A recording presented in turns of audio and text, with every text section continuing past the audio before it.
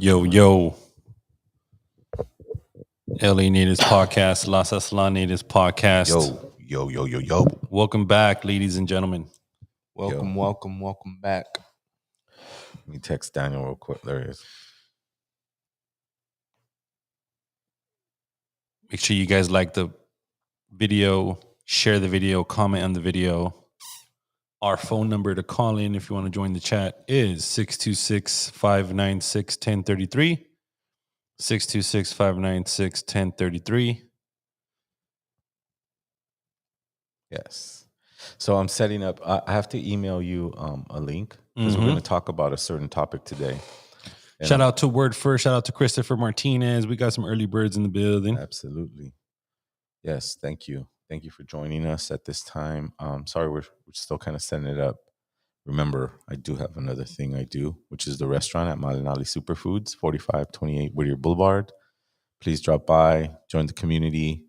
We're doing some good work there. For any viewers that are outside of the LA area, make sure you guys stop by when you guys do visit Los Angeles, right? It's like it's like an indigenous landmark, to be honest with you, right, Zero? You know, it's getting to be known for that. And, you know, I didn't really realize that until people just go there, because it's not only like people that are just coming to eat, because you know there's organizations. Dude, it's not just a superfoods shop. No, it's not. It's beyond. It's something beyond that, right? I don't know, what would you classify it as, Sky? It's like a community center. It's just like a community center where it's just open to everybody. You know, it's a public space, Bro. Just like Zero. I walked into Starbucks today. I don't think I'm ever gonna go back. A tall iced coffee is $5. Damn. Oh yeah, their prices have been crazy, bro. Yeah. Well, and that's the thing with us, is that people come into the store and they're like, "Do you have any coffee?" And it's like, I feel like, I don't know. Oh, seriously? People ask you for coffee? Absolutely. You know, we grew up on coffee, but I thought like it's so acidic, and you know, I'm selling a lot of good things that maybe they're not perfect, but they feed you nutrition. Like, you know, the cucumber mint spirulina, this like drink has spirulina in it. Well, that's the thing. That's why I brought it up, because I'm like, look, a couple years back, a tall iced coffee was no more than $2.75, $3 max. Right. And $3 is kind of like pushing it. Right. But for it to be $4.95 now, might as well spend a couple bucks more and drink something healthier. Right. Have the alternative, because ultimately coffee just gives you a wire high for a couple hours and that's it, and it wears it off, and then it just drags you throughout the day. You know, yeah, and spirulina works opposite, because it's oxygenating your blood, so it'll give you that energy boost that you're looking for, but naturally, instead of being so acidic in your stomach and shocking your body into energy. But well, we plug our restaurant. What I wanted to talk about today was, you know, I was looking at social media, and I got into a brother. His name is Billy Carson. I like him. I like his information. I don't agree with every single thing that he says, but I'm not here to disagree with people. I'm here to listen to information, decipher it, and apply it to where my picture, my perspective is, because we all have an individual one. You know what I mean? But I like his stuff. And so he said he had said some stuff that was really interesting, and it was more about the research, the person that was that he studied, you know, about genetics, right? And what he was saying was that the genetics hold memory, and that there was a geneticist that tried to measure how much information couldn't fit into DNA. What was his name, Sky? George Church. That was the geneticist that figured out. Yeah, I think he downloaded a book into a drop of DNA. But I want to pull up the. I'm going to send it to you right now, Mondo, and so that we can watch it on so we can watch it together.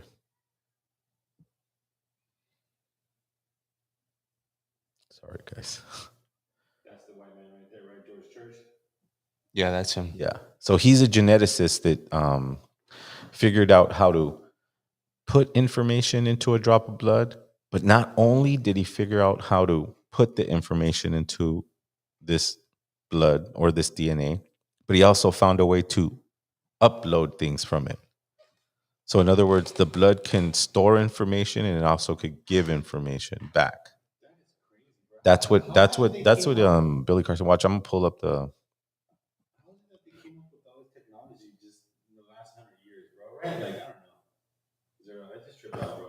right. It's We've been here for thousands and thousands and thousands of years. Ever since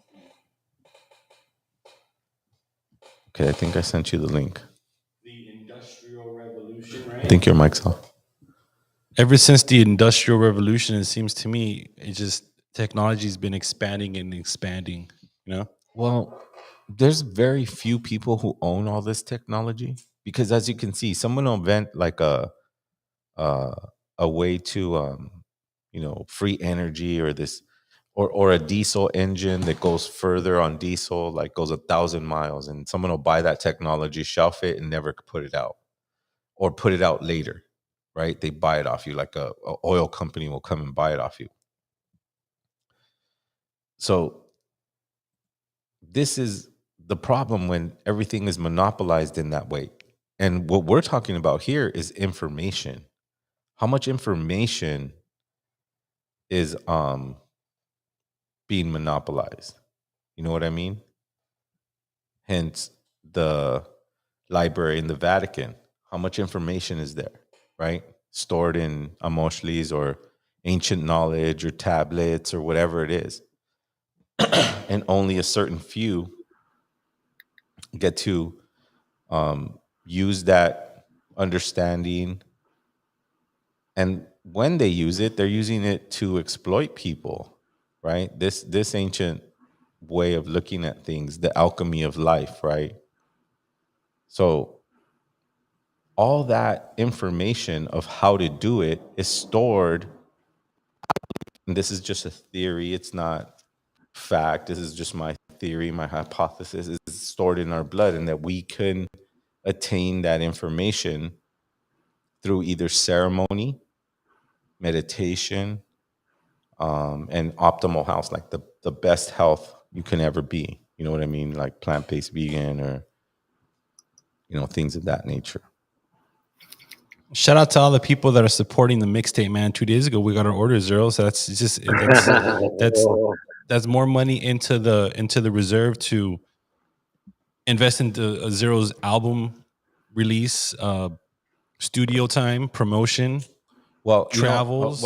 Since we're talking about my music, look, guys, I have a song that I already have made. It's written, it's recorded, but it's my restaurant is taking a lot of my finances, so I don't really have enough money to put this single out with this the way I want to do it. Where I want to do a video, I want to do the mix. So right now it's stuck in the mix phase because I got to pay for that, dude. But if you guys, we want to roll it out properly, right? With the video, the single, the merchandise, all tied into one. Right. And this is what I want to offer my audience, right? I want to do something revolutionary. I want to do something where if you do buy the project or if you are investing in anything that I invest, then you become the record label. In other words, you're going to earn a percentage of whatever sales are sold. So the more you share it and the more gets sold, the more will go back into your pocket. It's like earning equity. Yeah, like royalties, like a piece of a royalty, right? You're in because you're helping me put this record out. You know what I mean? This is my art. And if you believe in my art that way, why should I be the only one that benefits from it? You know what I mean? I want my community to benefit. If I could give all of you, I would, but I have to live my life. I have to pay my bills. But this is where we're at in the phase of my music. It's not that I don't want to put out music. It's just that it costs a lot of money just to put out one single. I mean, it's costing me like $350 just to get this thing mixed. I still have to master it. I still have to make a video. So there's a lot of things that we have to fund ourselves as artists, as independent artists. So if you want to hear our music, just go to the website, buy a shirt, donate, whatever you want to do. If there's a donation button, whatever you want to do.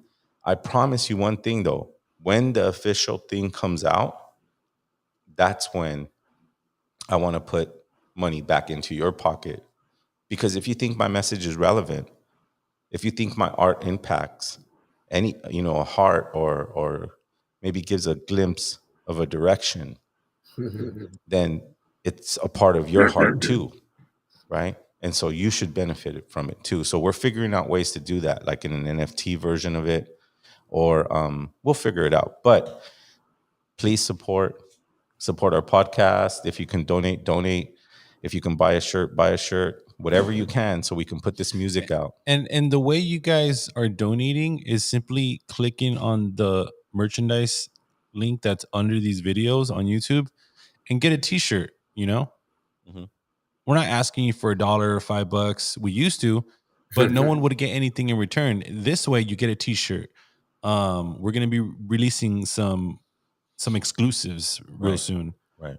Daniel's going to be hooking it up with some dope artwork Mhm. on these merchandise. Right.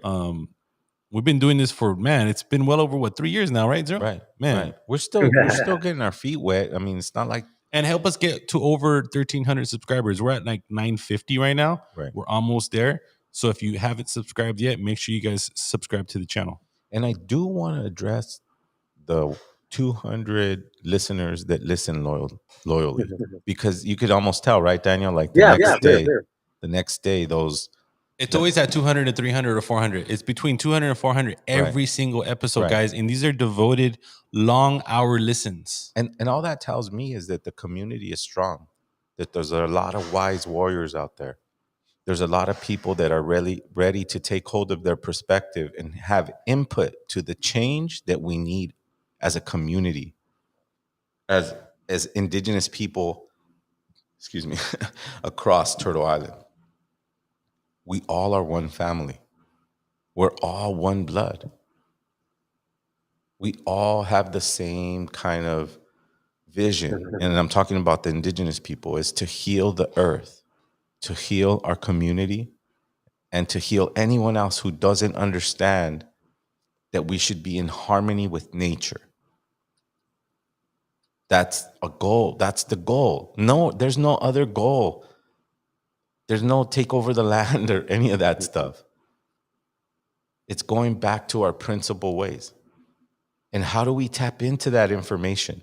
And where does that information live? Is it outside of us? Is it inside of us? Right? I believe it's inside of us. Everything I've learned for the past maybe 20 years has been something that was inside of me. It's almost like I unlocked these little tiny tidbits of information that I already had inside of me. When I read the book, it was just a reassurance that I was on the right track. I already had that direction, because little by little, I started tapping into my own self, which is my blood. Right? Did you get the link, Armando? No, not yet. Okay. Just email it to the LA Natives podcast at Gmail. It's a cool thing. But that's what we'll be discussing. What do you think, Daniel? Well, I think the good idea, you said you had our blood. I think of it like myself. Now it happens to you, but I see somebody and it looks just like my cousin, just like my brother. Like I'll give you an instance. Like I look at Emiliano Zapata, and Emiliano Zapata has a certain facial structure to him, and they say, Emiliano Zapata. Some people say he was black. Some people, but you think about our DNA, our genetics, so funny to me when I look at the podcast. It's kind of funny. I never said this, but Sky to me looks like he's a descendant of Zapata, And so what's funny too, I don't know if you remember back in the day, we were in Canada and we saw the granddaughter of Sitting Bull, and oh my God, I thought I was looking at Sitting Bull's face right there. Do you remember that, Ruben? Oh, when was that? In Canada. Hey man, did you ever seen Sitting Bull's face and that girl? I was like, oh my God. They said that's Sitting Bull's daughter. Like, no shit, look at her face. Wow. I mean, it just like I didn't go to that party. You went to that party, right? Right. And that's what I'm just saying. Like, it's the DNA, it's the blood, brother. And like I see people and it's like, man, they look like a relative. Just the other day I was at work, man, and I swear to God, I thought my cousin was right next door. And I said, hey, what's your name? And he goes, oh, he wasn't my cousin. And he looked just like him. I thought, hey, man, you got to get my cousin's passport, bro. You're straight. Like it's just crazy how it's like you said, Ruben, the blood. And like, I trip out, man. I saw a guy that looked like an old friend and he acted like that old friend. And I was like, man, maybe it's me though. I don't know. I just been reflecting a lot about that, right? About It's good to how, reflect, Ruben. It's very good to reflect. like, where do these answers come from? Where does this confidence to believe in this stuff come from? My mom tells me that all the time. She's all, "Ay, mijo, I don't know where you get all this stuff." I was like, I just look in the mirror. And the funny thing is your mom looks like my grandmother, man. That's trips me out. You know what I mean? And so again, dude, back to that, Ruben, because I mean, you and I don't look the same, but some of our ancestors look the same, brother. And it's just funny to me because it's that blood, And I mean, remember I was telling you earlier, it's like, hey, you're light skinned and I'm dark skinned, but all your kids are light skinned and your partner was dark skinned. So you know what I mean? It isn't always your blood has a lot to do with your vibration in this life, in this moment, Right. And so Right. somebody was referring in the chat saying, how your blood only lasts so long is very true. They're like life and death are simultaneous. It's a dance they do, but the blood, I mean, think about it. The sun dance, it's about giving your blood. And I don't know if people understand this, but the way I was told, the sun dance, the reason the men bleed is to try to reflect that power that women do every month. They bleed, and that's the life force. And so there's that blood, and it's just interesting. You could say, oh, blood's gross, but without blood, you're not alive, and so it's a very sacred thing. And then you look at some of the amoshlis that are rich in blood, and so it's just a very I don't know. I would say a sacred thing, as well as say tattooing. People that tattoo, you're working with the blood. And when you do a tattoo, your dedication to your art is you're giving your blood. It's a beautiful thing, Right. I mean, look at all the blood you gave, brother. Look at your body. Yeah, they're fucking people. I I mean, you're giving don't have a something. single tattoo, Ruben. No, but I don't have a single tattoo, what I say about my tattoos is like my spirit, like just trying to escape my body. You there's an imprint on it. You know what I mean? Like, Hey, but your stuff's beautiful, brother. You have good art. It's a nice reminder of who we are. Who you are. That connection. What is that connection? And it's hard to, it's hard to not overindulge in not knowing where you come from directly. But then at that point, that's when the warrior inside of you kicks in and you go, well, but I'm ready for the challenge. What is the challenge? Can I find my way back without any help? It's kind of like they go and they sit you on the mountain or they sit you in the forest. Right. Can you find your way back without any help? I feel like that's the road I've been on for a very long time. Can I find my way back?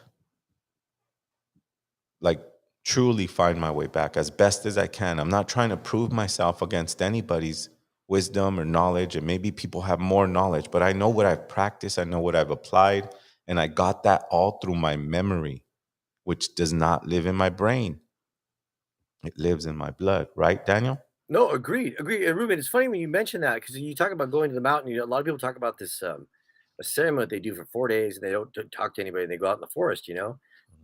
I personally, I don't know about that one in my experience, but I think about it and I think that Called umblecha. But in our past, like if you were out in the forest, it really, I would imagine it wouldn't be much of a challenge. And so I think that it's kind of like the way we weren't good slaves because if we didn't want to be there, we just left and we went and lived somewhere else. When you have that knowledge of your place, we're not good slaves. We can't stick to things because we have better options. And so a lot of times, we're, how do you say, it's you can't break our spirit, because our spirit is tied to this land. And so a lot of times removing somebody from somewhere far away and then bringing them here, they don't know what to eat. They don't, they're completely removed of everywhere. And we were never removed. We were always here, kind of where the umbilical cord is, so we're still at the root of our strength. We just speak a different language, it's. So when we discuss the memory that lives in our blood, I just had this really quick thought about how we think that these words that we read are the information that needs to be encoded into our blood, but it's not words that were encoded into our blood as information. Do you understand? Like, It's Ruben, I think feelings. It's feelings. It's right. emotions. It's things that we can record because we know the first time we fell in love. We can remember it. Like, you know what I mean? I know when my father died. Right. Like, I remember that. But Ruben, there's some things now that I you don't said have to it and learn. I just went back to 9 years old and I felt Right. that feeling. Right. Like, I think that is what I would call information, not words or directions or doctrines or formulas. No, it's the remembrance of an emotion because it leads you not to make that same mistake again. Because I remember being a kid also, and I shot my bird. Every kid shoots a bird. You know what I mean? Like I think it was a BB gun or Hey, Ruben, that's a terrible story, brother. I'm just saying, like I at least where I grew up, everyone had that story, right? No, you're right. shot My dad tells the same story about killing I a hummingbird. shot a bird. Yeah. I shot a bird, a sparrow with a BB gun. Oh my God, I felt so horrible. Like I learned such a lesson in doing that. Not that the bird was at fault or I was just following around what all the kids were doing. Right? Yeah. And I happened to hit it and the memory of that was an emotion. And that emotion I never forgot. Maybe that's what led me to the road that I'm in now, where I understand But the dude, that's precious you. That's you, dude. value of life. You're not You here know? to hurt anybody. You know what I mean? You're very like I chip out on you because you're a big guy, brother. So because you're so big, you don't really like you know what I mean? You don't go through the shit that I had to go through as a shorter guy. You know what I mean? Like Mhm. people, it's just different, you know. But again, too, Ruben, you have a good presence about you, but you're not a mean person. You don't have a. That's what I trip out, man, because I think some people comment today. You guys ever hate? Hate it has to be something that's kind of sewed in you, you know, and you don't have that. At least I hope I don't have it. It's just something that, like you said, when you shot that bird, if you were different, you'd have been like, yeah, oh, I want to get another bird, you know, and you weren't that Right. way. It was a different No, reaction. it freaked me out But because that's your DNA, brother. That's what you what did I do? experiencing. You know, what did I do? And I was really young. I wasn't like I was maybe 7 or 8, you know, kid. You're Hey, but still in a very innocent stage at that point. it's funny you say that, Ruben, because I too have been reflecting, and I thought to myself, when I was 7, I was a fucking hater, man, and I trip out because at 7, I was a hater, you know what I mean? And so I now know I'm not there no more, but I trip out because I'll meet people as adults and I think, wow, when I was 7, I thought like you, you know? And so I know, you know, what it's like to be that self-centered, and then just like you said, then it doesn't feel good after it. It's like, man, this doesn't feel good. And you can't throw it away, you Right. know, because again, dude, but Ruben, we're the feeling people, you know? And I remember when I studied in Mexico, the maestro said, okay, Descartes says, I think, therefore I am. The Mexica says, I feel, therefore I am. So, you Mm, know, think about it. There's two different experiences. The European says, I think. No, we're feeling.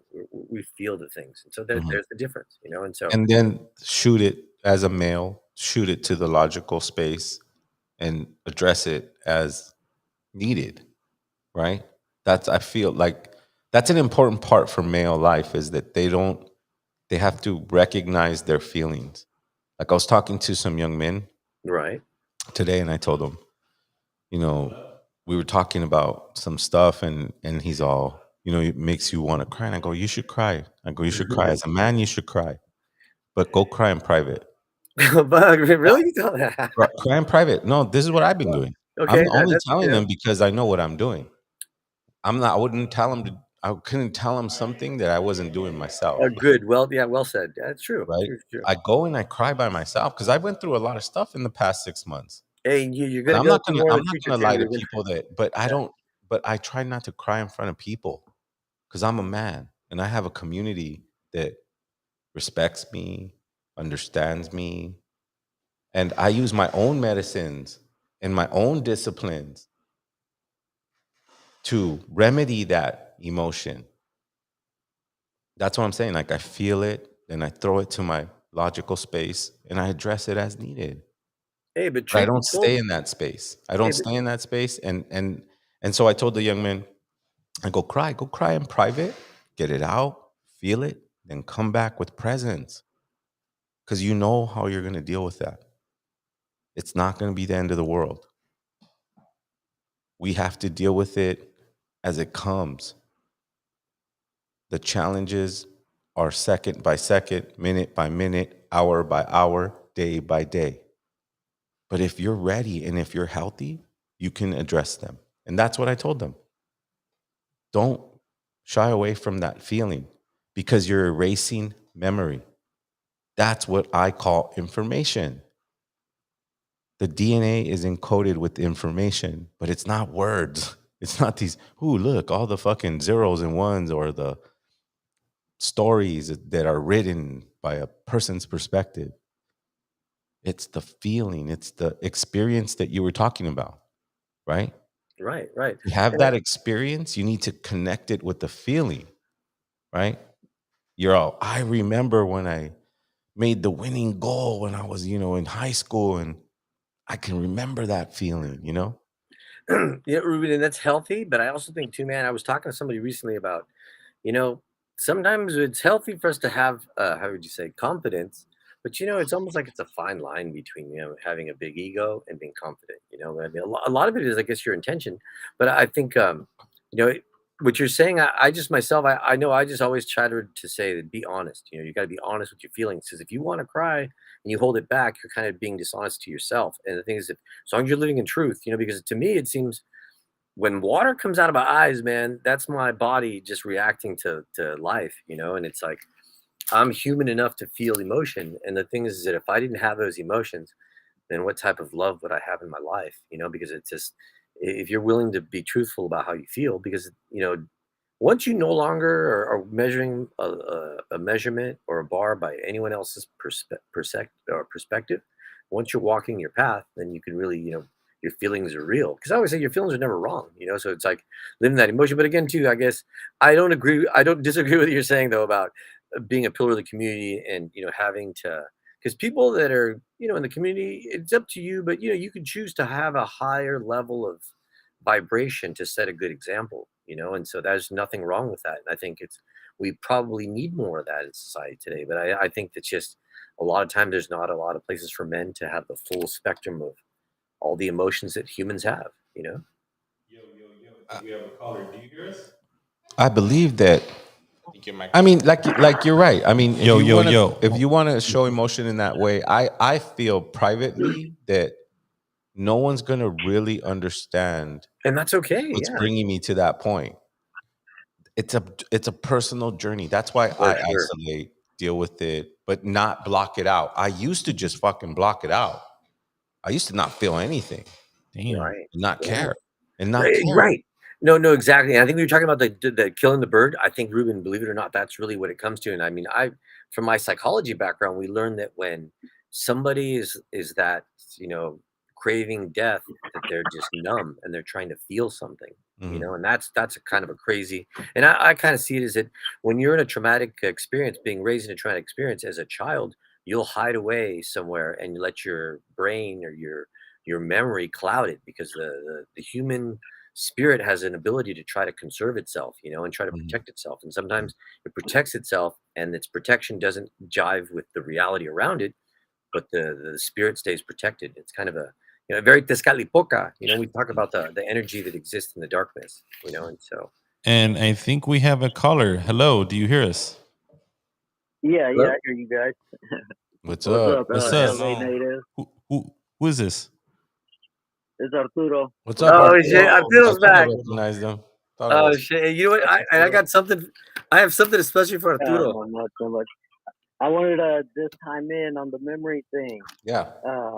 Just wanted to say that, yeah, our memory is stored in our blood, but it's also stored in different parts of our organs.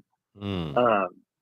And I know this from listening to another podcast, the Joe Rogan podcast. He had this gentleman on there that was a weightlifter, an older man, and he needed a heart transplant. So he was on the wait list, and he finally got the call. So they were like, "Hey, we got you a heart, but it's a woman's heart, and not only is it a woman's heart, it's an older woman's heart. So the heart was smaller, and this dude was a big dude. So, anyways, he went through with it, got the heart transplant, and he said the heart actually grew to his size. So then later I found out that when you get a heart transplant, if it's not the size that yours was, the new heart will eventually shrink down or get bigger to fit better or whatever. But anyways, but the guy said that he started getting these memories that he didn't recognize and hearing a voice. That's cool. So that's where I was like, okay, it did. I'm sure the heart stores memory, and every part of every organ does too. Yes.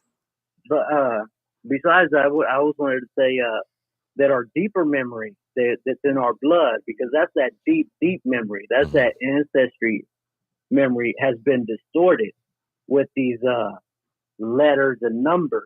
Because see, back then we didn't have letters and numbers, right? We had as we know them today. We don't have letters and numbers as we know them today. Yeah. Go for it. Sorry. But we had to learn how to live and understand reality, which is these trees, man. There are millions of different trees. 90% of people don't know the difference between one tree or another. But back then, that was very, very important for us because that told us what was in season, where our food was, where we were going to get our food, because there were no markets.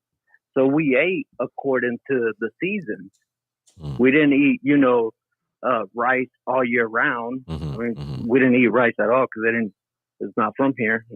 But how come we didn't bring it when we came from China? I'm just using that as an example. But so I'm saying all that our memory has been distorted with these numbers. So now we grow up and you got to remember what A looks like, what B looks like, what C looks like. And on top of that, the noises that they make. And then these numbers.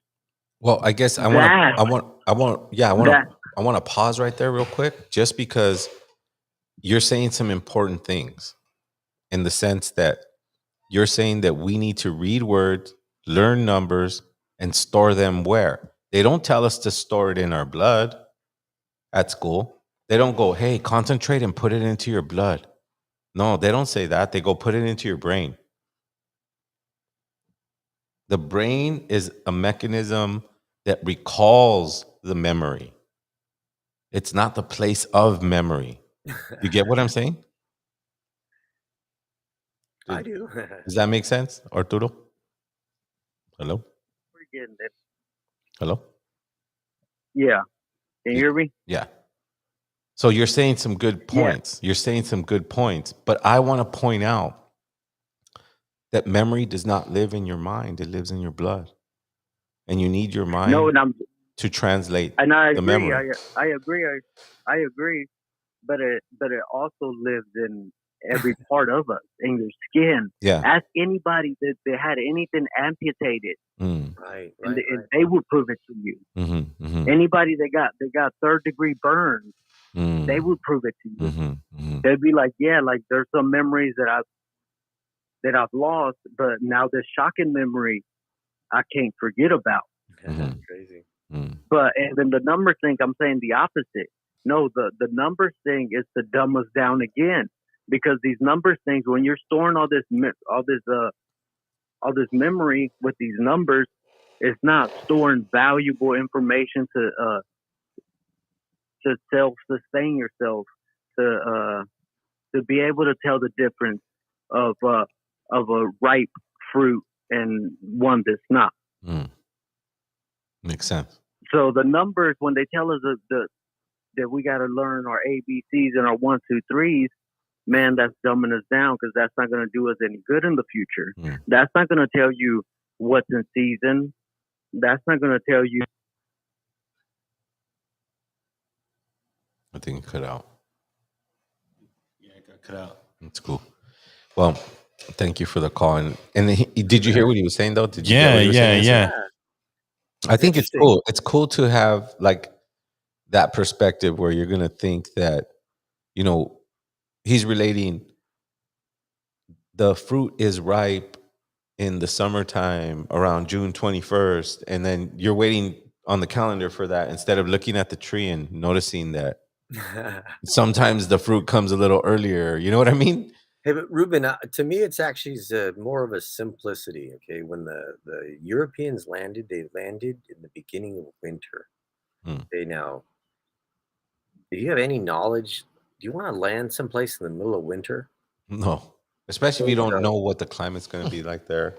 I mean, I'm just saying, man. It's like, and these are the people in charge. And when they came, they were Calvinists. They were these people that believed that if you were rich, their God ordained you to be rich. That you had money. That means you were more closer to God than other people.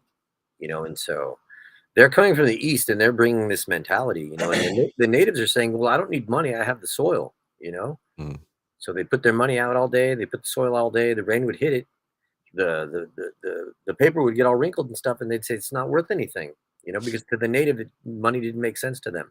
You know, so they were bringing this whole new concept. And it's kind of like what Arturo was saying. Now this is the way it is. You know, now you're not trading anymore. Now you're taking money. You know, and so it was a whole new world. And if you think about it, these people came when they couldn't get shit. They just killed you and took your shit. They didn't learn the ways. They didn't try to watch the nature. You know, it was just. And you look at it, they came from war. And even you've said it before, war. But on this continent, we weren't like that. And if we warred, it was thousands, hundreds of years ago. And it's interesting. Like I was telling you recently, I was learning about and sharing about Nezahualcóyotl. Okay, so Nezahualcóyotl was a Mexica leader in the past.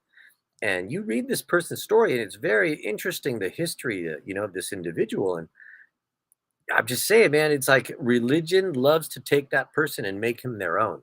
You know, they'll take our good deeds and they'll take our philosophies and paint it as religious and somehow say this was part of their stuff, you know. And so it's a very dangerous manipulation of the history, you know. Can we pause right there real quick? I get it. Like, they do, you know, become these thieves. They'll procreate whatever story they heard. But remember, the story was coming from a tortured child. It wasn't coming from the science guy or the philosopher guy from the head of the Mexica people. From my understanding, it was the leftover children that were tortured, molested, abused to tell those stories. So we're not getting the full picture. They're trying to figure out what the hell we're doing because we speak a different language that they know nothing about. And we call all this stuff information. When information, to me, is remembering an experience. That's why people think like, oh, in a past life, I did this. Or it's a memory you have that's stored into your blood. Maybe your shape, your face, everything was changed because that blood had to be transferred from a female to you. They hold the blood and they give it to the baby through the umbilical cord. I've said this before. I think I said this in the podcast where you look at a liquid, right? A cup of liquid. Well, the top surface of the liquid between the air and the liquid is information from your mother. What it was like, if it was safe, how did they treat her? All these things got imprinted in our blood. But that's just the surface layer. The deeper layer is the blood that it takes to create a life. You need lots of blood for that. It can't just be the surface. So where are you going to get it from? From the past. From the past.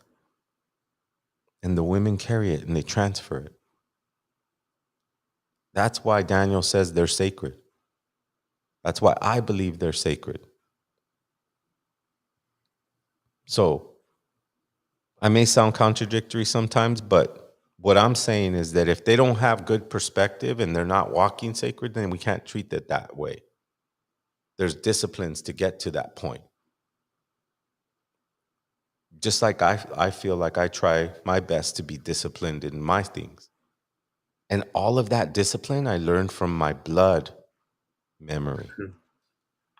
all of it, all of it. And why I say that is because in my blood, there's the will to do it. That will is information as well. It's like a spirit, like I can do it. I can face the challenge. Like they call us like trabajadores. We have ganas. That comes from the blood information of feeling, accomplishment, doing, not words, stories, all that stuff. It's nice when you connect things like that, but I don't know. I think that's what the ancestors said, that you're not going to get rid of us. There's no way. Impossible. Well, do Ruben, like we were talking today, I was saying, we perception is so important. Agreed, man. But I was gonna say I'm gonna add the next one is experience, because you could look in the chat and I love it, man. People are saying it's true. We knew how to store food underground. We knew how to do vegetables. We had so much experience from here that we know how to live here. We know what the fruits are. We know and all this stuff. And then it's kind of true what Arturo's saying. They had to dumb us down so we could stop knowing how to do that. Then now buy into their system, start paying for everything, no longer growing your own shit, no longer making your own clothes. So, and that's what I'm saying. That's what I was referring to earlier. Is like back in the day, they'd send you out in the forest. You'd say, okay, because it's kind of like, I don't know if you watch this, but I used to watch this show, Naked and Afraid. And you know what?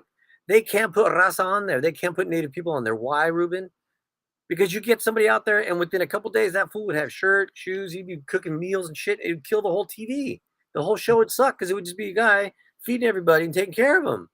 Mhm. This doesn't make good TV, Mhm. Instead, they need people that are just dumbasses and don't know what they're doing out there, And so that's not us. We have a thousands of years of experience on the land, knowing what to eat, what to drink, and it's like there's not a lot of drama in us because we've got But so many years of experience. and what I'm trying to contrast that with is the understanding of what information is. And you pointed out something really important where they started giving us paper, right? And then we're like, what's this? Oh, Right. look at this other paper that has writing on it, because this little writing right here will tell you what this paper does, right? And we're going, what the fuck is this? Isn't like, teach me how to grow a plant. Teach me where to, where the water source is. That's information.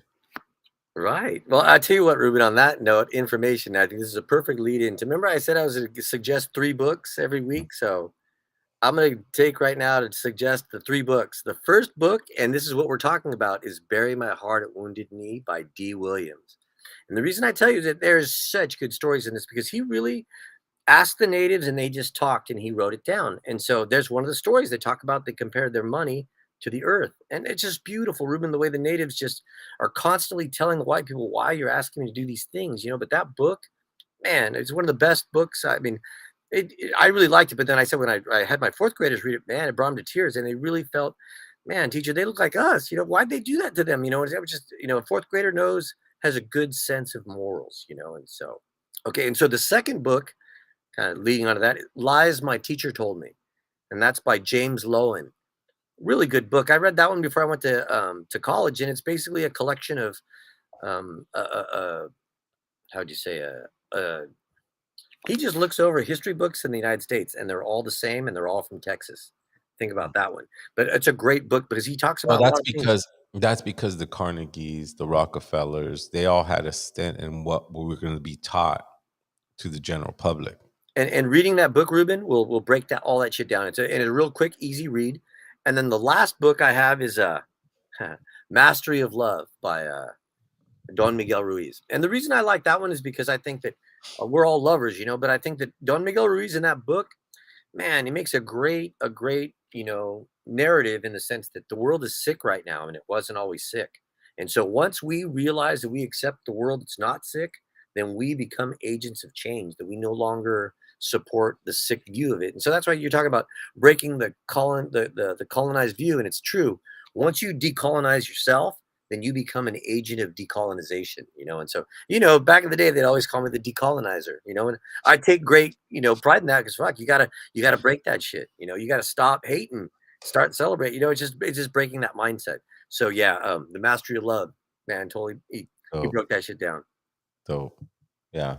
I mean, I'm a big fan of Don Miguel Ruiz. He changed a lot of my perspective. Oh yeah, man. You talk a lot about the stuff you read from him, but I just, absolutely. I mean, to this day, I listen to it, and that helped me tap into what I'm talking about right now on this podcast, which is memory. Yes, yeah. Right? I'm saying that, there was a exercise he spoke about either on social media or I read it somewhere, where he did an exercise where I think they put a candle, they look in a mirror, and they do this for a long period of time. I think he's surrounded by mirrors, and that the mind gets confused and starts switching faces, right? It starts turning into like a woman, or like, because you're doing it for hours and hours and hours and you're supposed to be focused in, and the mind will get confused about who it's looking at, so it starts to flash faces into your. Anyways, he started attributing that to the memory that lives inside of us, that we've had many experiences, what Daniel calls experiences. This is what I feel we've had. We've had many experiences. Some people call it lives, but our blood has been alive for a very long time. Well, and also, and in that, were you able to get that thing up, Armando?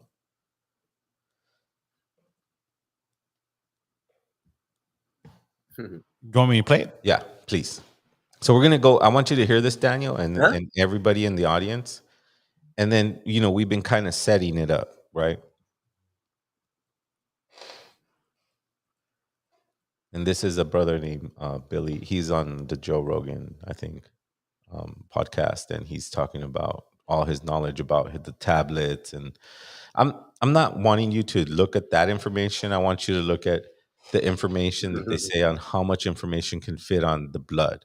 Everything else, the other stuff is more philosophical and biblical and all that stuff, and you guys can make your own decision when it comes to that. But just look at the scientific part of information that can go inside of blood and outside of blood and leave the blood.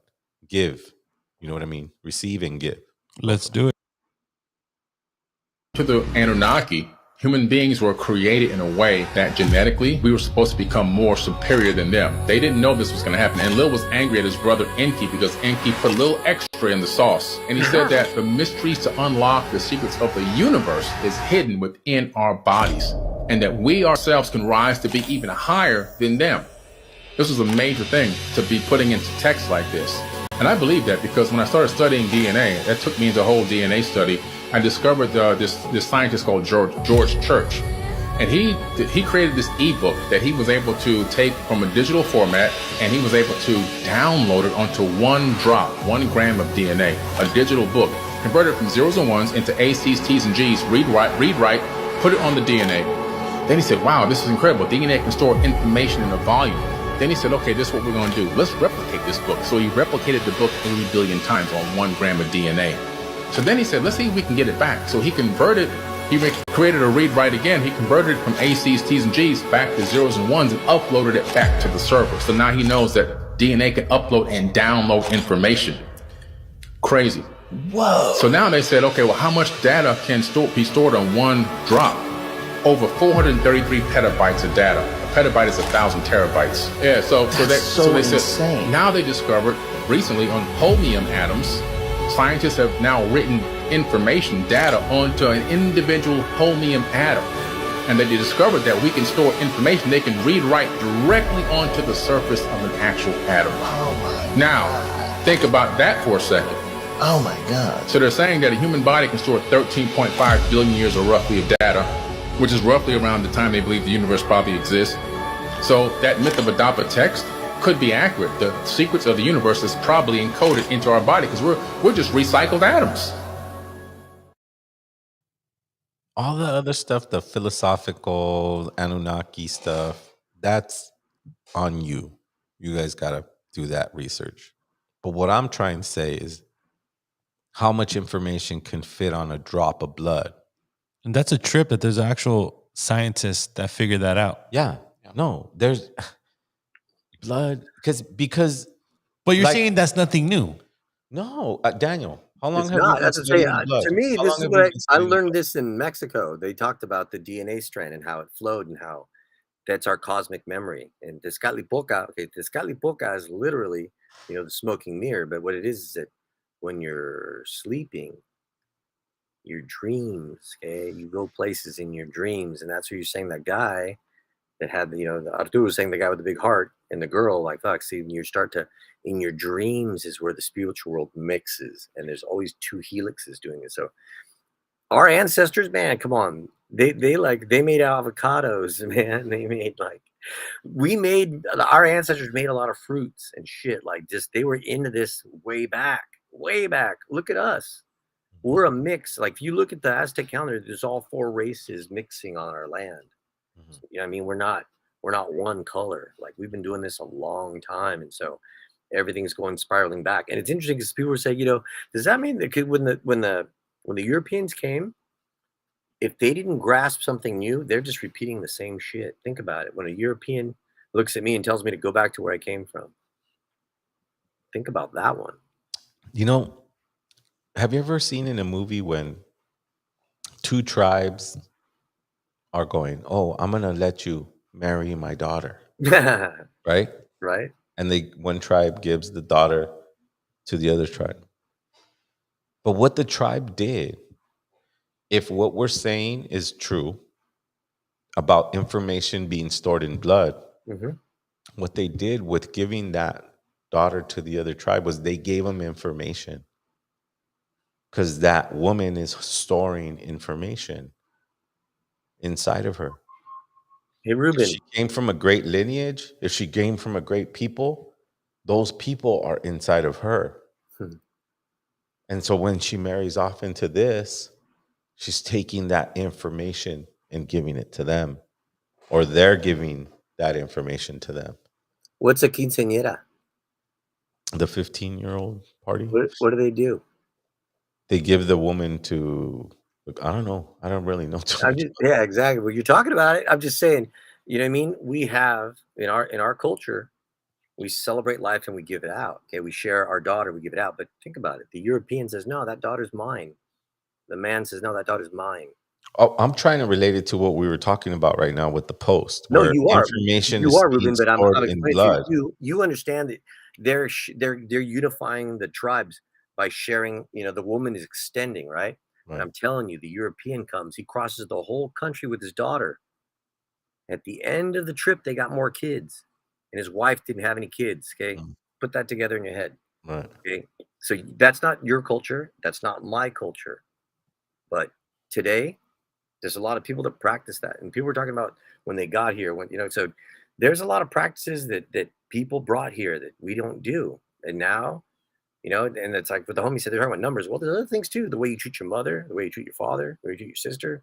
These are all things that we do. And again, the quinceañera is part of that. We're celebrating life instead of saying, oh, that girl's mine, I got to keep her for mine. That's weird. You don't, the father's not supposed to procreate with the daughter. Okay. It shouldn't be rocket science. People shouldn't be like, oh my God, yeah, is that true? Come on. And so we lived in a world that had order. Okay. There's order to our world. And so our memory sometimes leads us to do that because your memory tells you this is good, this works, but it's just something. And it also tells you, like my experience with, what's right. unaliving a bird. Unaliving a bird, yeah, it didn't feel good. Yeah, it didn't feel good at all. And that was your heart, Ruben. That was your heart, like. Well, it was a memory. It might have been a memory that hey, bro, I feel that way too. I can't. Which I feel memories are information, but when I say the word information, it's not a word. It's an emotion. It's an experience. That's how I feel like when I went into the first time when I went into the medicine lodge, the NEPI, and I had my experience. That experience, like, awoken like so many memories of something that I was trying to figure out. It was very foggy. But, 25 years later, I'm here, I'm doing a podcast, and I'm trying to tell people to tap into those things. Those things are real. They live inside of you. We have to take hold of it. Right. Because we come from those people, no matter what they did, no matter, oh yeah, well, we're mixed blood and this and that. It doesn't matter. You have some blood inside of you that's sticking to the ways, to the old ways, to the ways that Daniel described. An order based on nature. the biggest teacher, the biggest giver of everything. Right? Nature gives us everything. Yes. The mother. Yes. The mother. Everything. The mother gives everything. You know, the mother will take care of you.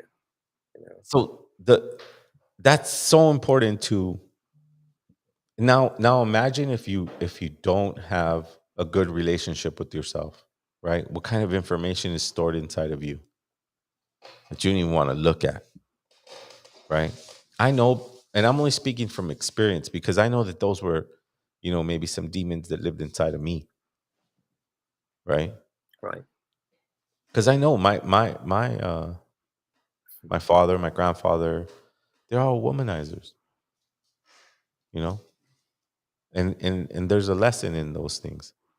Hey, it's interesting you say that, Ruben, because I mean, again, you were just right, and I trip out of my dad maybe because he was a nerd or whatever, but I didn't see him that way, and it's like, man, it affects you the way you see people who you live around. Yeah, it made me not want to ever be that. I mean, I'm really proud of my dad. When you say that, Ruben. I mean, but also, you've been a good father. You've been a really good father figure, and I think all you can do, Ruben, is what you can do. Right. And it's and what I mean by that, I'm not saying that I walk this straight line. And when I was didn't say that. I'm sure we all have a story like Mondo's. Of course. Mondo, give us a story. What is it? Give us a youthful story that we need to hear. Oh my God, Mondo. Some mistake. Get out, Mondo. Poor Mondo. Come on, man. Just, Mondo doesn't need to running with the wrong crowd, Yeah. Right. Exactly. That's true. Dime con quién andas y te digo quién eres. Right. But you were always attracted to run with the wrong crowd as a youth, I believe, at one point, one another, because that's how you learn. Right. Right? Yeah. Running with the wrong crowds, get yourself in a little trouble, Right. Yeah. And if you don't learn from it, those are the dudes that go to prison, So, man, society today are just glorifying cats that have been in prison, right? Like, yeah, but that's how broken society is, bro. You and I've been there, and it's no fun. I don't want to go back there. Fuck that. Like, bro, like I don't get that. My opinion about prisons is that, remember, there's plantations still exist. They just changed the name. Corporation. Well, that's not the name of that place. It's called a prison. Have you ever been arrested, Zero? I have not. Damn. I've never been arrested. Sky, have you ever been arrested? I have not been arrested. Okay, Daniel, have you ever been arrested? Bro, of course. Fuck, dude. I would watch that shit, dude, man. Fuck. I don't give a fuck. Like, hey, dude, I have no respect for fucking a dumbass pig. Zero, were you aware that Daniel's been arrested before? I did. I have been aware of his mishap. Hey, but hold on. My shit was thrown out. The judge said, "Why are you here?" Fucking dumbass. You know what I mean? Like, authorities are going to treat, and that's a good point. See, our perspective it needs to be clear. Like, they can take us away from the street at any moment, at any time. It sounds like a plantation, right? Like you're grabbing a slave, and you're like, if the police officer feels like he wants to do it, even if he doesn't have the evidence to take it, he can. If you don't know your rights, he will. Hey, Ruben, it's funny you say that because that pig told me, "Oh, if I feel like pulling you, I feel like giving you a ticket." And I said, "Well, fuck, write your ticket, and I'm gonna fucking see your ass in court." And he didn't write the ticket. Interesting. Yeah. Fucking. He was just fucking with you because he could. But brother, what I'm trying to tell you is that but like fuck you him. know, yeah. Who wants to like who wants to go do look, 7 days? Trip out, Zero. When I was 22, I got pulled over in the city of La Puente, and I had, I believe, over 200 pounds of weed. Oh my God. Here's the story we're waiting for. So, long story short, yeah, it was a horrible, crowd I was running with. I was 22, I was very young, learning. Was it good weed at least? God damn. So how big was the car? Was it at least good weed? It wasn't, you know what I'm saying? It was fresh, but that's why it was so much, right? But anyway. Okay. But yeah, obviously I was, making my bad decisions, moving stuff here left and right. So long story short, I get pulled over. I had no license at the time on me, but I had a driver's license. I just forgot my wallet or some shit like that, This guy. But I was being honest with these pigs, and they asked me, "Hey, before we search your vehicle, do you have anything in there?" I said, hey, look, dude, like just in the trunk, just 200 P's. They just all looked at each other like, what the fuck? And then from there, I just stayed zipped. I just zipped my mouth, didn't say anything. They kept harassing me, threatening me, you know, whose is it? Blah, blah, blah. And then bad enough, I was so high when they searched me, they found a scale on me, dude. I had a scale on me. I was so panicking, I had a scale on me. So they were just like, yeah, 1 + 1 = 2. Let's take him in. Long story short, I was in jail, couldn't afford my bail. Ended up getting bailed out like a week later. And then it was a DA reject, bro. Walk into the DA's office. I assumed they were going to try to have me rat someone out, but they straight up looked at me and they're like, look, due to the fact that the cop never read you your rights, this is a full-blown DA reject. What? And they gave me back the bud. Damn. Daniel, can you believe that shit? Oh my god, man. Well, I'll tell you what, they gave me That's my how shit back, but I pathetic. demanded it back. That's how pathetic cops are, bro. Yeah. If this guy was so Hello? excited to bust me, he forgot to read me my rights. He acted like a child. Wow. What a story, Armando. I like your story. I know, there was a good one. I knew that was one. That was a good So I at least could say I've been arrested for marijuana. Right. Well, me too. Nowadays you That's what can't I've even get been arrested for too. that shit anymore. No, not anymore. But But that's what they get us for. Bullshit. They get us for bullshit. Bullshit, right? and Bullshit. Fuck, you know, it's like, man, you know, it just and so yeah, when we deal with individuals that are trying to take our freedom, and we feel hopeless, right? Because we don't have resources and we don't have the power structures that they have to protect ourselves. But we do have one thing. We have what Daniel was explaining earlier, an understanding of our blood. Hey, but Ruben, I'm And not how many hold on, and how many years and how many decades and how many centuries and how many millenniums can we document and remember and apply? Once we figure that out, and it's not going to come from a book, it's not going to come from a charismatic speaker, it's not going to come from me, it's going to come from you, because you carry that information. And if you learn to discipline yourself, that information becomes more available, right? I learned that through fasting. I learned that through mineralizing. I learned that through leaving alcohol and meat. These are disciplines that helped me allowed me to connect with myself, which is my blood. Go for it, Daniel. Well, I was to say, bro, look I read a lot of books. I read a lot of law books. So I know the law. I can't speak in a criminal court, but I know the law. So when I come across a law enforcement agent and I'm fucking so angry about being locked up and shit, so I know my shit. I read so many fucking books, so much law that I'll ask them questions and it fucks them up. If they're going to be law people, just for me, man, I can't put my hands on them. I don't have a gun on any of that shit. So all I have is my voice and all that book that I was forced to read. So now I know the law and now I have information. So, man, I know you don't like reading, but fuck, I read so much shit.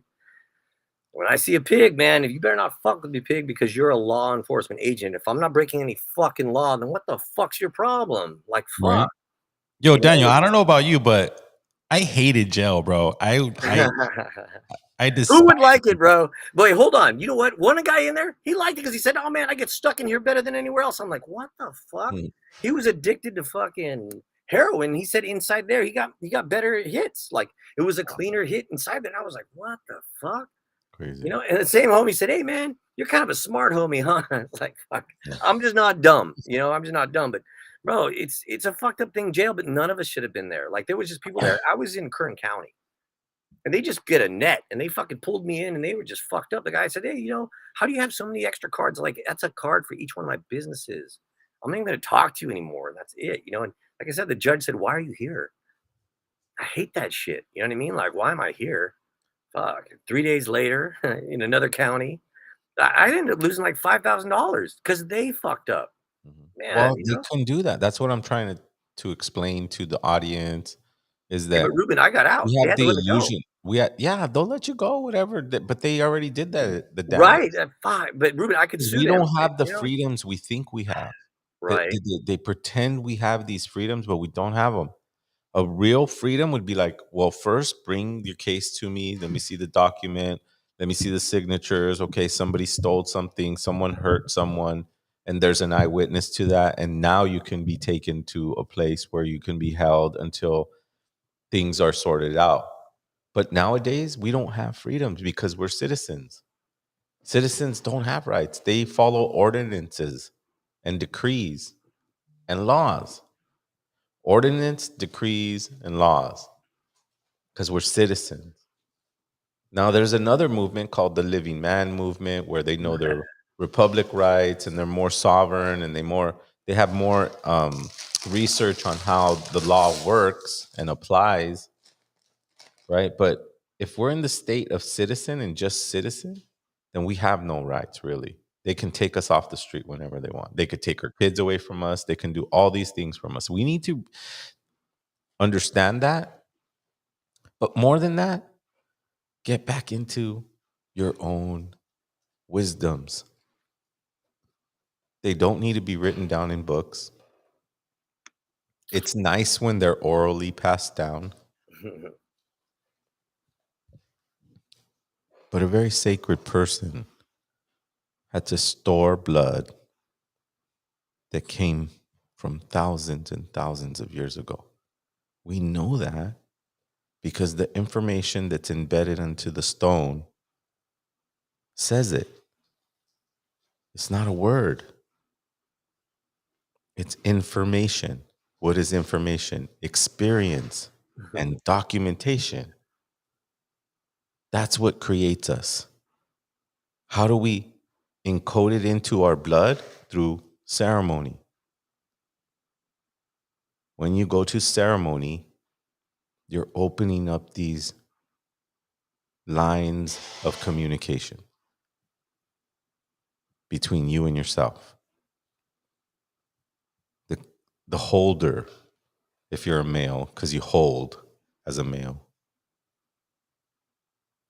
this ancient blood that comes from this woman. We can tap into that information. I did. I know I did. I know I did. I don't care what anybody else says. I know I did it. Because I wouldn't be fasting right now if I did. You know what I mean? That's my thing. I love it. I love being at 3:00 going, damn, I should eat. Nah. You know what I mean? And Right. still going and getting all my shit done, right, Sky? Yeah. Like I had a lot of shit to do today. Hey, was it hot there today? It was a little. It was windy though. Really, man, because it was hot here up north today, man. It was hot. Like it felt like summer today. Right. But And you know, I got you out. I feel we all have that power, right? That power, and I'm glad that you associated it with Tetzcalipoca, because I think when we go the memory, right, and we go the memory. When I say the memory, right away you think of your brain, right? But remember, the brain is shooting off electrical impulses, right? The blood is what stores. The blood is what stores the experience, the feeling, all that information, right? It's kind of like getting deja vu stuff. Mm-hmm. Like, Yeah, I think that's stored in your blood. Like, Hey, but whoa. why do you think deja vu happens, Ruben? What do you think that's? I'm not sure. I mean, I'm attributing it to a memory that we store in our blood, right? It's Ooh. something sounds familiar, feels familiar. Maybe Or you're has Sky ever had it happen to him? Deja vu? Yeah, I've had that feeling So before. why did you think you had it? I don't know. That's a good question. No, Never you really guys thought have no idea. Okay, I ask a question. Okay, let me ask you a question about your day. I call it deja vu. So let me ask you this: if you were there before, isn't that why it's familiar? Yeah, Maybe reincarnation. Really? Maybe you've been there before, past life. Okay. I mean, I don't. Okay. I mean, I'm just saying that because to me, it seems like I always thought that it's just a sign that you're on the right path. the deja vu part. right? Yes, because it's like you usually, at least I find I get it around people that I'm You know, kind of in a spiritual I connection with. kind of used to feel that way, but now I was driving down a street recently Okay. with my son. There you go with the And light. yeah, not Tlawi's and Tekpat, but Tekpat was in the front seat, Okay. and I looked around and I was just feeling something. I was like, this feels weird. Like what? We're at the stoplight waiting, and it ended up being the street when I was 5 years old. Used to take a skateboard and just go straight down that street. And I know I used to go very far because I looked back and I didn't recognize, like I used to recognize stores and stuff like that. My point is, I didn't read a sign. I had this feeling. I had this memory. That memory was an experience of me being a child and putting myself in a very dangerous situation because I used to go very far away from my house down that street. It was a memory. It had nothing to do with my brain. It had to do with just feeling it. We can tap into those memories. That's a very surface memory because of it's of this lifetime or this experience. But I know we hold very old ones because they come out when we're older. We don't know we're tapping in, but we do. Well, and Tezcatlipoca is really, it's interesting. I never thought about it. I do kind of think of it in your head, but it's really, I think of it in my head just because it's my dreams. But maybe your dreams don't live in your head. Maybe they live, like you said, because Tezcatlipoca is literally your blood. Your cosmic memory is the way it's supposed to be It's in a river. translated. Your memories are in a river. But you think about it too, Ruben. Think about the double helix in the health sign. You know, and you look at the health symbol. It is like that, and it has two serpents around it. Mhm. And so that's Tezcatlipoca is the two double helix. You But know? if we think of our blood flow, right? We have a blood flow, right? It circulates, right? In our Right. circulation, right? Well, and that's where you get red and blood. I mean, I'm sorry, red and blue.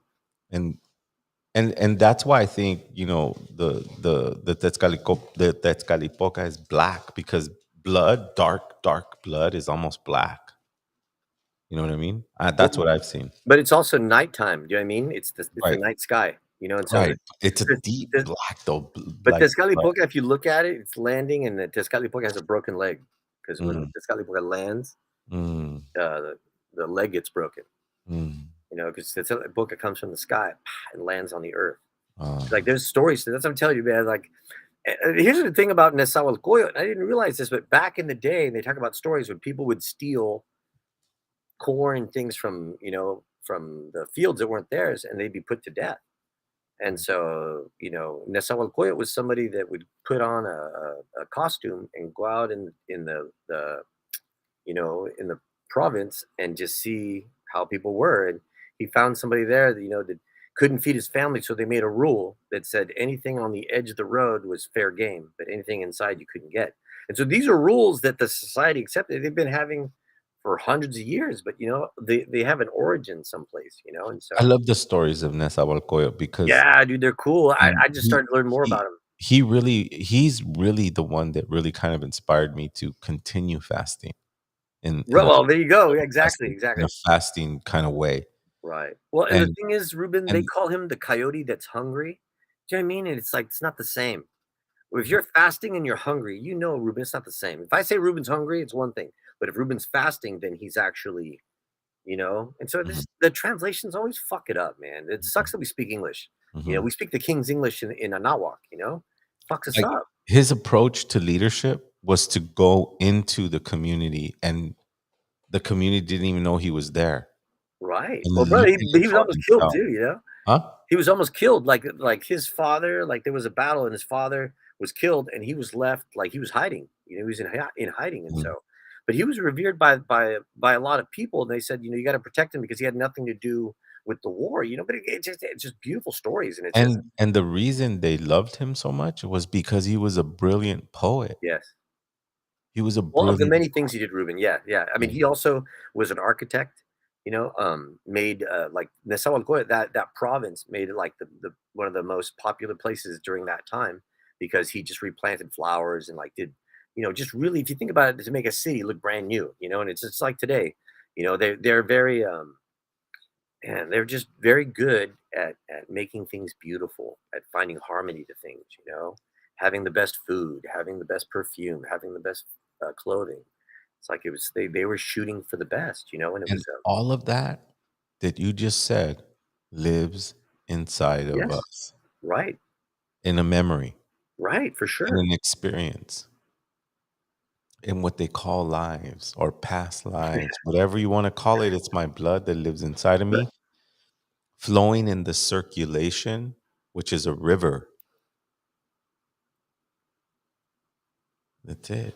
No, but I see it, bro, when you're on stage and all of a sudden you become somebody else, It's like I you mean, you I know? definitely, I You know what I mean? definitely, Like something else takes over you, and I can't, I'm honored with that. I really do. No, it takes me about 10, 15 minutes to kind of just come back.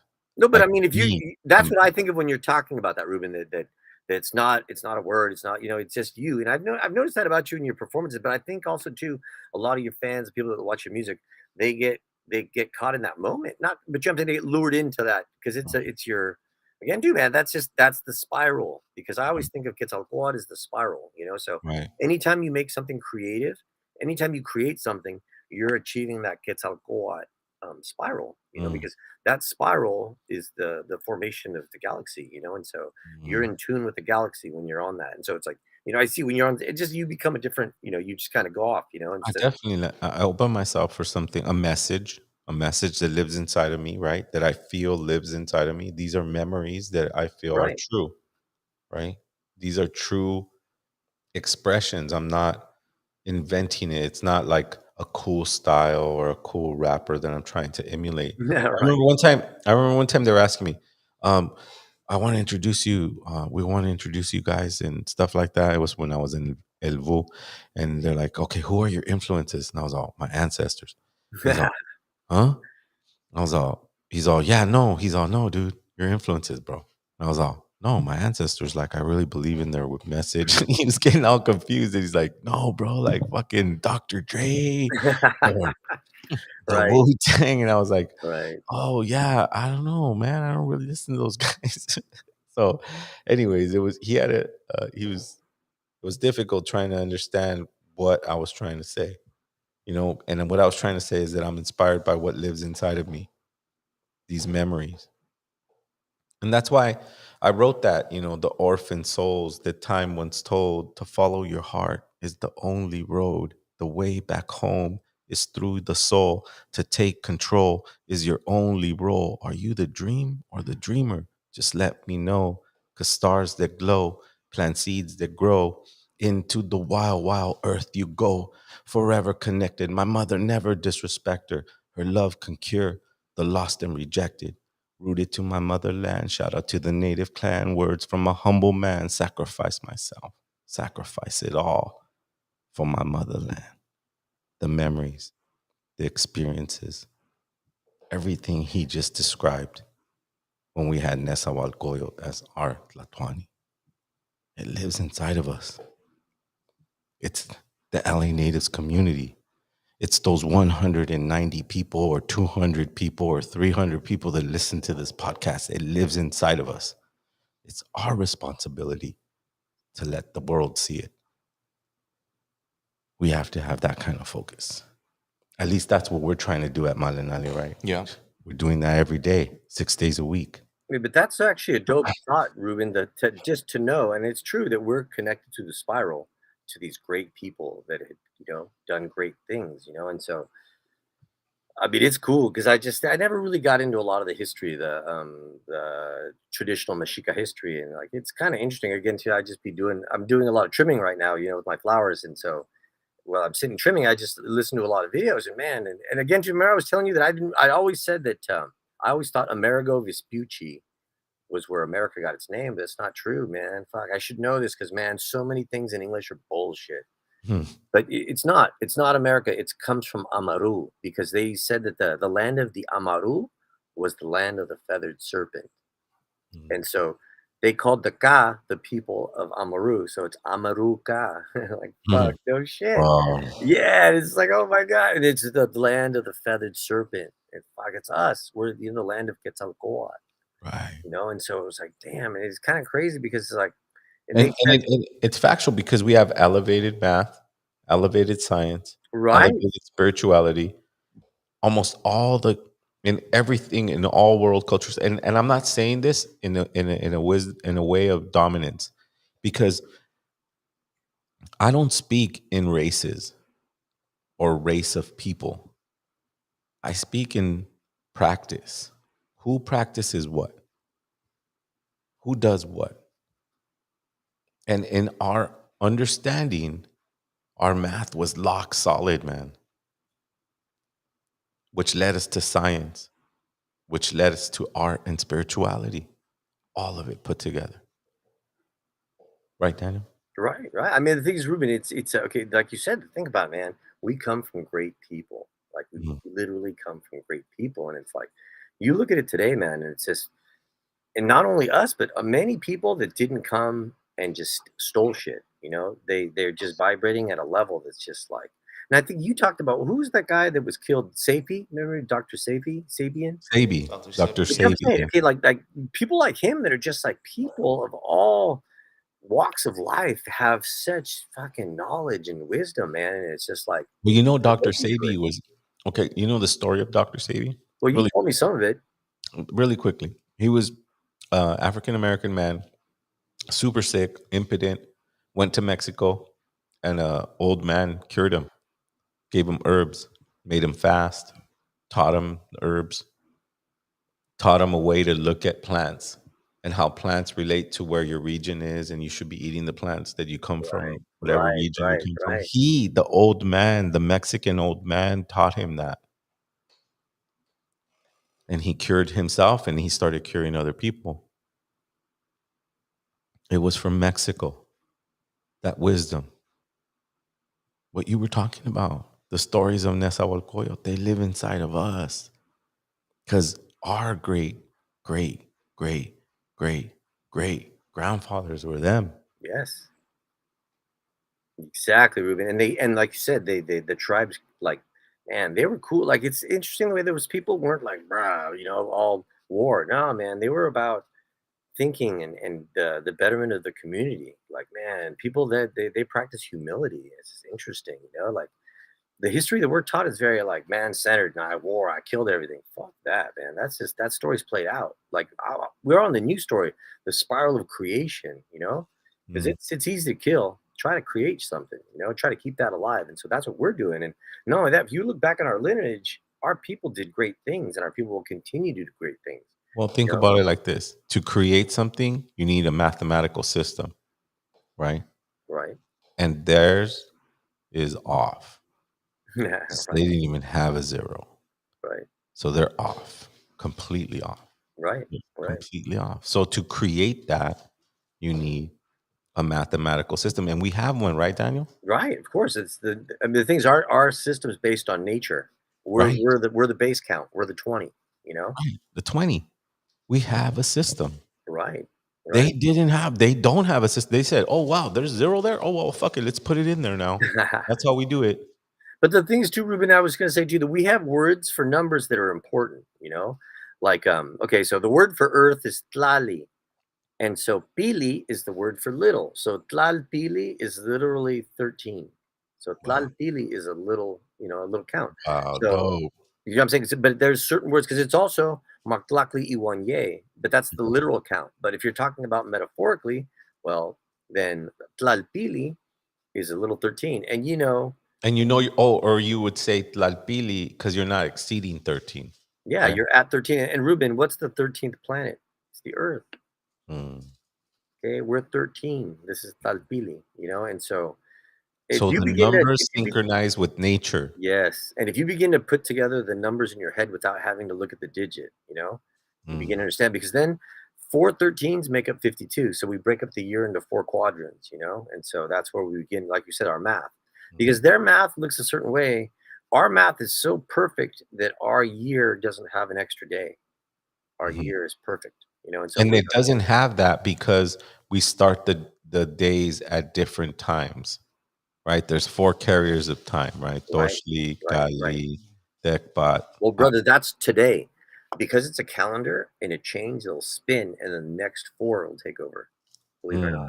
So there's no leap year. No leap year. No, there's never No, been a because leap if you start the day at a different time, that time carries 6 hours, right? So we're starting the day. Yeah, you just have to start the time different every other year. Right. Yeah, And that's how you keep not on time complicated. without. But again, dude, these are things that they saw perfection, and the thing is, a lot of it has to do with again, the numbers. You know, the Fibonacci numbers, the sequence of nature, because we're not really taught that. I had to learn about that in finite math because I went to Cal Poly and like I had to take all this math stuff, and I'm not really into math, so I had to take this class, or else I get kicked out of school. But interestingly enough, I liked the class, and it talked a lot about the different type of math that's not taught in school, but you know, other ways of looking at math, and it was kind of interesting, you know. But it's considered alternative, which is just funny to me, you know. But you know, But they don't have a. Think about it.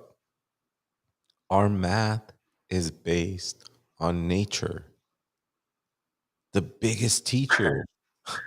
I mean, it's like it tells us when to pick fruit, tells us when to plant fruit. Plant fruit tells us when. Ruben, they said if there was instructions, you know, we had a book that told us everything, and they burned it.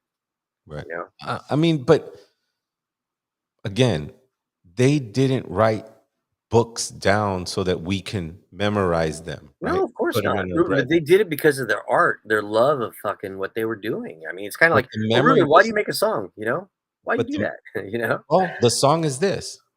The song is this. Exactly what I did was I share my poems, and they make you feel something, and there it is. Right. It's the feeling. I'm pulling. You're saying that I transform into something else. I'm pulling from inside of me. Right. Well, things you that are- become you're no longer zero. It's the There's something bloodline else that there, lives you in know? me. It's the bloodline that lives in me. Right. It's the bloodline that helped me write these things. Hey, you too, to add to that, Ruben, there's somebody right now that's commenting on the chat, and it's fucking perfect. They said their 6-year-old is a math whiz. That's a perfect example. Like that kid's already Tapped genetically in. created to make math, you know, and so He's like, already tapped into his blood. right. And but that's He's the already beauty of tapped it, in. Ruben. That's part of the prophecy. They said that right now, the young children are going to be our elders. That they're going to come in and they're going to be the closest to the light. And it's interesting right now because right now we're not in darkness anymore. We're now past, you know, the point of darkness. So now the galaxy is shooting this energy, and like the homie's kid there is like naturally just that's an innate energy, you know, and it's like regardless of how you write those numbers, that kid understands, you know. It's kind of like you said, the in your brain, you know, your blood, it multiplies, and we've always been told that our brain is a metaphor for the galaxy. You know, Right. the maestros always said that. You know, that this here is all that out there, and it's like, man, how'd they know this? Because they've been doing this for thousands of years, but they hit these points a long time ago, took that information, and then began to do something with it, Ruben, and that's how we ended Well, up here. they took that information and they didn't write down words, and they didn't make stacks and stacks and stacks and stacks and stacks of books. Right, Ruben, because it wasn't about money. You know, it wasn't about selling shit. They were just about living the moment and sharing that harmony with people. I just Because think it wasn't efficient. Like these abuelos that were like, how are we going to store this? well, Ruben, they were efficient. Like we're not. So yeah, agreed, man. Because they had a Well, our beautiful- abuelos are going to go, well, how are we going to store this information? Because we're not going to make fucking 20,000 amoshlis for 700 years of Right. information. No, it's stored in us. But Ruben, they also knew how to look at nature and use nature as the code as well. You know, because I'm sure they knew that by looking at nature, and we're nature, so we couldn't be separate from that. But the information lives in us, right? sure, So here, let me explain a bloodletting, a ritual that the Mayas. That I seen this in a documentary, and now it makes sense for me now. No understanding what we're talking about right now in terms of memory living in the blood. So what they do is they get a bowl, they put a certain type of paper in it. I don't know. It's probably a tree bark, certain tree bark. They pierce their how can I say this? Their penis, The ball part, the scrotum. scrotum. They pierce that and they let drops of blood fall from that onto the paper. Then they You saw burn. this, Ruben? Huh? You saw this? It's one of the depictions in Oh yeah. Okay, yeah. in the thing. They know it's blood because of the symbols that are on the Right, serpent. right. They burn it. Now, obviously, the brother or sister is under some medicine, whatever plant medicines they Now use. you know that for sure. I'm guessing. I'm guessing because of the vision that comes from it. Right. Remember, but we don't just go get high. No, that's I think It pain was is on part a of the ritual. certain But I don't know. day at a certain time and we understood the opening of these spaces, what people call portals. Right. But they're just spaces, right? They're spaces that exist that we understood happen naturally. And if we tapped in at the right place and the right time, we can access them. Right. That's my feeling. So when they would burn this paper, the smoke would let out a vision serpent, upon which out of the mouth of a serpent came Atlatwani and gave advice. This is what you need to do for the next whatevers. So through the blood burning and vision, the information came. Through the blood, the information came. Was mind-blowing. No, I've seen the clip. It's kind of a trip. Because we know. I would imagine. Painful, I would imagine. I mean, I'm not trying to understand why they did it, how they did it. I'm understanding that we know right now that in their European way of proving scientifically that the blood stores information. We've already deduced that information is not words, it's feelings and actual experiences. So if we're saying that they're feelings and actual experiences, and when they burn this paper, those feelings and experiences come up because they're in a place of leadership and they need guidance from the old ones that live inside of them. Same people, guys. We are the same people. We may not be doing that ritual, and it may be 1,000 years before we do it again, but we are those people. Well, I just give respect, Ruben, that they believed in it such. You know what I mean? Like, I look at something like that, like, man, you got to believe in your stuff to do something like that, you know? And that's, I guess when I remember, attending the Sundance in Mexico, and just like, man, that was just like mad respect for those people that are just doing it. You know what I mean? Doing the work, because it's really doing the work, you know? And it's just like, man, so that elder's doing the work. And it's kind of like, it's interesting because they're doing the work for everyone else, you know, and it's just that's a very sacred and a very it's a beautiful thing, you know, to give of yourself for for the betterment of others, you know. It's tapping into that bravery that lives deep inside of us, right?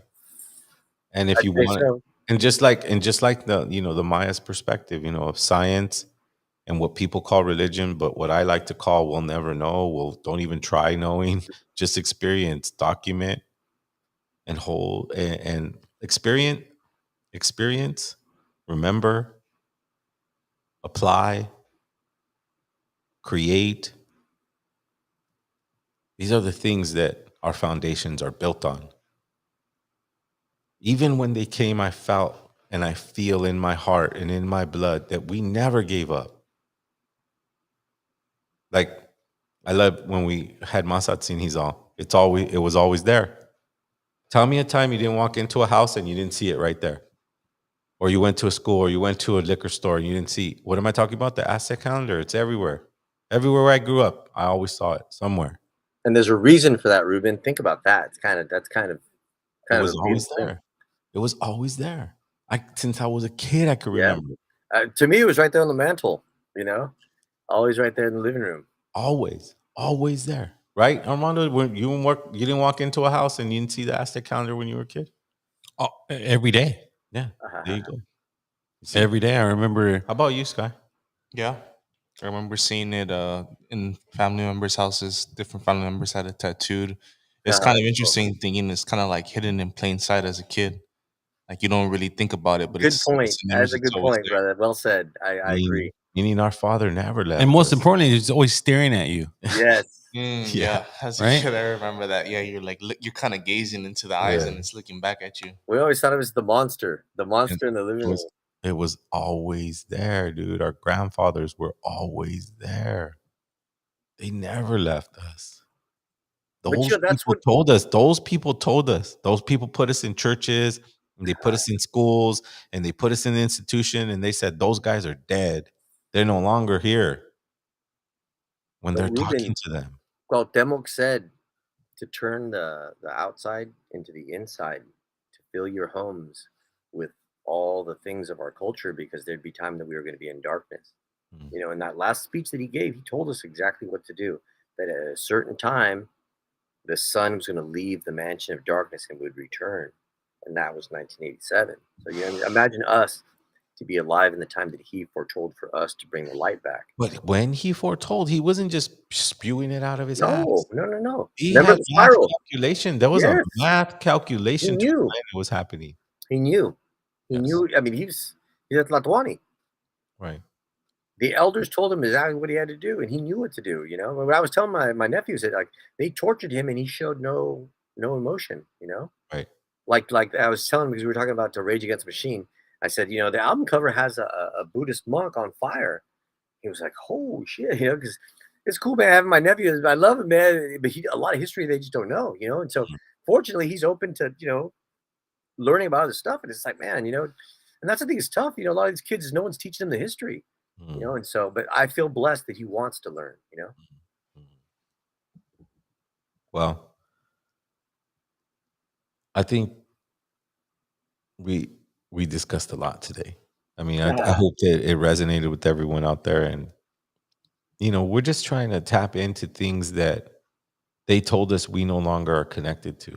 Right. But we're very connected to it. And we're pointing it out in that little clip. Oh, yeah, I talked about the Anunnaki and all that's it. And I just want to make a disclaimer. That's all you.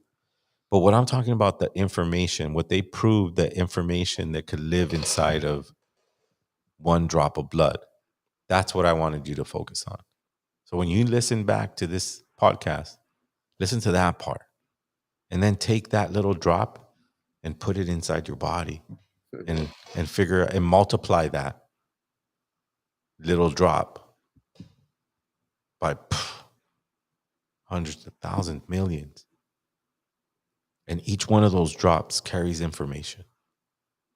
But you have any last words, Daniel? I was gonna say, man, as you're telling me that, man, it kind of trips me out when you donate blood, Ruben. Like, fuck, Right. It's kind of wild. I never thought about that. I just, that's you leaving me on that thought, because I've never donated blood. That kind of wigs me out, man. But right, you know, so basically, someone turned a drop of blood into essentially a hard drive. Yeah, a library.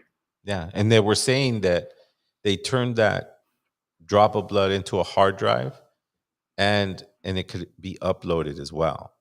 So they could take that information from it and put it into something else, right? Wow. So there was able to be, it's not like they could only download into it and that's it. It's trapped into that whatever. But they said they can put it in and take it out. So that was just through computers and this modern version of it. I think we're just what me and Daniel talk about is elders studying and meditating and praying and doing ceremonies and having visions and going into the spirit realm to get this information. Right. Not a computer made by some Chinese dude that made a program by this other dude. And that's what they told you, that this drop of blood can store that. That's what makes everybody feel like, wow, that's true. When our ancestors did all the right steps, put things in a certain order so that the great mystery we can at least digest it. We won't know it, but we can digest it and know that it's beautiful, because that's what we try to create, the beauty that lives inside of that mystery. Right, Daniel? Perfect, brother. I like it, man. I mean, I think Just got to find our way in this crazy world. But with the help of our ancestors in our blood, think about that. What a nice thought. We come from great people. Right. Right on. Any last words on Mondo? Make sure you guys subscribe to the channel, like the video, share the video, help us get to 1,000 subscribers. Absolutely. Amazing Right episode. on, The chat was lit. Shout out to Z33 Ironside. Right on. Yeah, all the positives in the chat, man. Thank you so much. It's a good group of people. Omar, Daniel. My tocayo. Hey, any last words, chat? Come on, let's read the first one that comes up. Shout out to Hector. That's gonna be our new thing. Art, Lunar. Hey, and I think Arturo was trying to get called back in, man. He was always good to hear Arturo. Yeah, man. Sorry about that. Appreciate Z33. He said great episode. Nice. Right on, man. Nice. Omar says a ho. Right nice. See, okay, so now we're getting some responses from the chat. Let's do something before we go. I want to be generous. What could we do, Daniel? I want to give away. I want to give away. This is what I'm gonna give away to the chat. Okay, you guys have been loyal. You guys are there still, and one of you in this chat deserves 30 servings of the mineral powder, so you can start applying it in our lives. Now we're gonna put our we're gonna walk and talk it, and we're gonna share this formula with somebody on the chat. But how can we do it, Daniel? What do they? Well, I don't know. How would you get it to them? Okay. What was the name of something little that Daniel said? Right. I think I say a lot of little things, but yeah. They described the little count. The little count. Oh, what was the name? Right. Of the little count. Right. Well, I'll give somebody. What was the name of the little type? You win. All right. And I'll give everybody a hint. The first word is earth. 40 servings is super generous. Yeah, I want them to get a full month of it. I think somebody got it right there. Yeah, who was it? That's Rebecca. Oh shit, Becky. You gotta say it's an inside job. Oh no way! Was it my sister? You can't do it. You get her for free. That's good shit. That's good shit. Yeah, I think Cool Vibes is out there today too. Or Chill Vibes. Oh no way, my son. No way. Christopher Martinez. Yeah. Christopher Martinez is 13. Yeah. 13. What was the name? 13? Just the number 13? Yeah. It was called something though, right? Yeah, but little 13. It's Tlalpili, brother. Tlalpili means 13. And Rebecca got the first one? Yes, she did. It's good, man. I like that. Hey, girls answer first, brother. You just all right. So what you gotta do is DM me. You gotta follow. If you're not following me on Instagram. DM me. Give me your address. I think you might know where she lives too, but I'm not sure. the person that won. What's the name of the person? The handle? Rebecca Peña. Rebecca Peña. Oh, that's my sister. Oh, okay.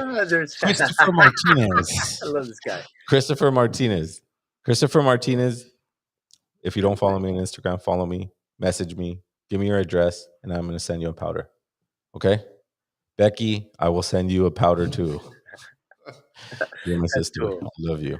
Thank you for being and listening to our podcast. And son, please let me know you're on, man, because I appreciate when my family gets a chance to listen to my message. And they know I've been doing this for a very long time.